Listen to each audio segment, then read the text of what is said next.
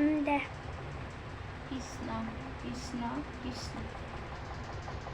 শ্ৰীমদ ভাগৱত দেৱহূতিৰ গৰ্ভত কপিলৰ জন্ম। আই বাপসকল, মোৰ ভাগৱতৰ বিষয়ে জ্ঞান একেবাৰে সীমিত। মই চেষ্টা কৰি আছোঁ, এখেত গুৰুজনাৰ কৃপাত মই আজি চেষ্টাহে কৰি আছোঁ। যি ভুল হ'লেও আপোনালোকে মাৰ্জনা কৰিব। কৃষ্ণ পদ। হে ৰাম দেৱহূতি বদতি শুনিও দ্বিজবৰ, সমস্তে পুৰিলা মোৰ মনৰ, সমস্তে পুৰিলা মোৰ কামনা মনৰ। সকলো কামনা পূৰণ কৰিলা দেৱহূতিয়ে কৈছে।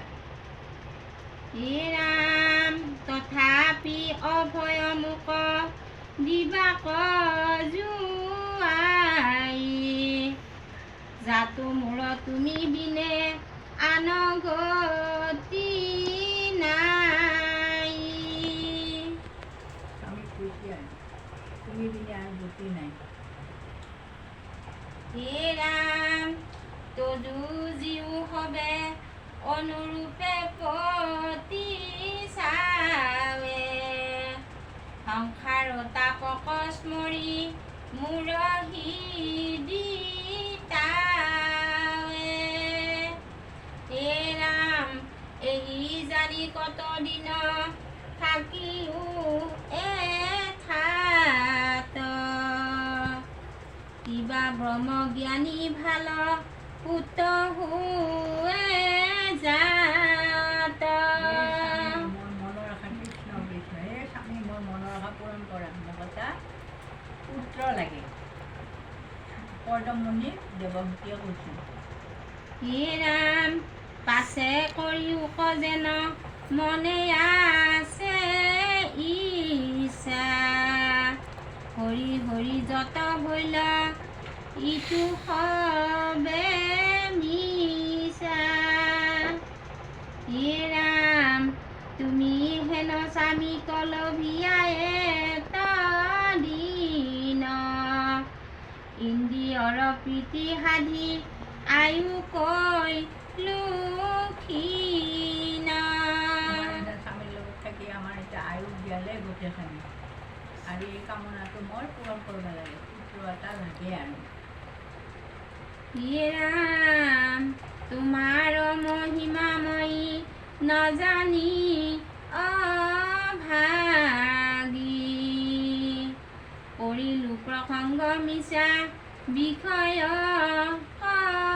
লাগি, দুজন জনৰ সংগে সংসাৰী হুয়, বৈষ্ণৱৰ সংগে পুনু মুকুতি সাধয়।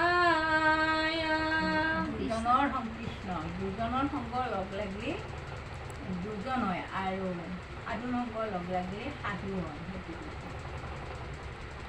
হে ৰাম সাধু সংগে হৰি কথা নুশুনে যি নৰ, জীৱন্তে মৰা ইটো অধম পামৰ। যে দেখি সাধুৰ লগত সাধুৰ কৃষ্ণ কথা নুশুনে, সি জীৱনতে হয়, ইয়াতে আছে, খোজ কাটি ভৰি আছে, হাত আছে, তথাপিও সি মৰা, জীৱনতে মৰা, জীৱনতে মৰা, কাম নাই। হে ৰাম বদতি মধ্যে শুনা ব্যাসৰ নন্দন, এহি মতে দেৱহূতি কৰিলা প্ৰাৰ্থনা।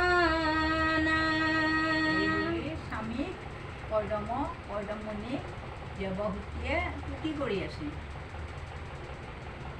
হে ৰাম হাজাৰ বিনয়ে ৰিকি আতি তুষ্ট ভৈলা, হৰিৰ বচন স্মৰি বুলিবা কলৈ